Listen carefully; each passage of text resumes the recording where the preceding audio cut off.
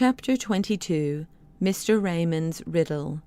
Mr. Raymond took Diamond home with him, stopping at the Mews to tell his mother that he would send him back soon. Diamond ran in with the message himself, and when he reappeared, he had in his hand the torn and crumpled book which North Wind had given him. "Ah, I see," said Mr. Raymond. "You are going to claim your sixpence now." "I wasn't thinking of that so much as of another thing," said Diamond. "There's a rhyme in this book I can't quite understand.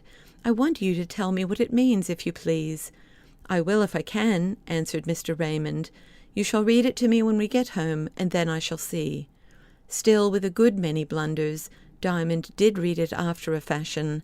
Mr. Raymond took the little book and read it over again.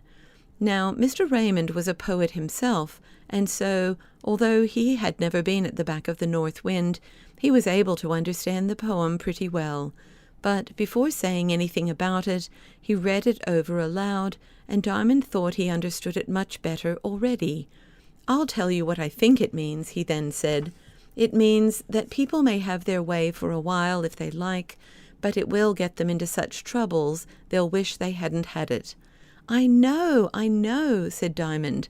"Like the poor cabman next door, he drinks too much." "Just so," returned Mr. Raymond. "But when people want to do right, things about them will try to help them. Only they must kill the snake, you know." "I was sure the snake had something to do with it," cried Diamond triumphantly. A good deal more talk followed, and Mr. Raymond gave Diamond his sixpence. "What will you do with it?" he asked. "Take it home to my mother," he answered. "She has a teapot, such a black one, with a broken spout, and she keeps all her money in it. It ain't much, but she saves it up to buy shoes for me. And there's baby coming on famously, and he'll want shoes soon, and every sixpence is something, ain't it, sir? To be sure, my man. I hope you'll always make as good a use of your money." "I hope so, sir," said Diamond. "And here's a book for you, full of pictures and stories and poems. I wrote it myself, chiefly for the children of the hospital where I hope Nanny is going. I don't mean I printed it, you know. I made it," added Mr. Raymond, wishing Diamond to understand that he was the author of the book. "I know what you mean. I make songs myself. They're awfully silly, but they please baby, and that's all they're meant for." "Couldn't you let me hear one of them now?" said Mr. Raymond. "No, sir, I couldn't. I forget them as soon as I've done with them. Besides, I couldn't make a line without baby on my knee. We make them together, you know. They're just as much baby's as mine. It's he that pulls them out of me." "I suspect the child's a genius," said the poet to himself, "and that's what makes people think him silly." Now, if any of my child readers want to know what a genius is, shall I try to tell them, or shall I not? I will give them one very short answer. It means one who understands things without any other body telling him what they mean. God makes a few such now and then to teach the rest of us.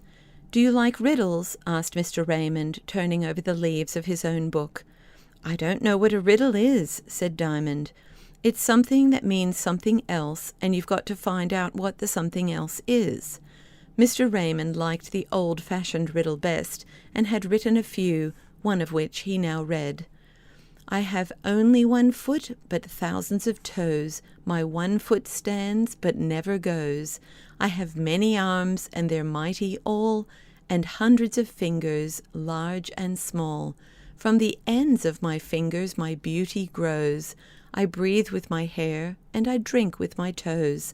I grow bigger and bigger about the waist, and yet I am always very tight-laced. None e'er saw me eat, I've no mouth to bite, yet I eat all day in the full sunlight. In the summer with song I shake and quiver, but in winter I fast and groan and shiver."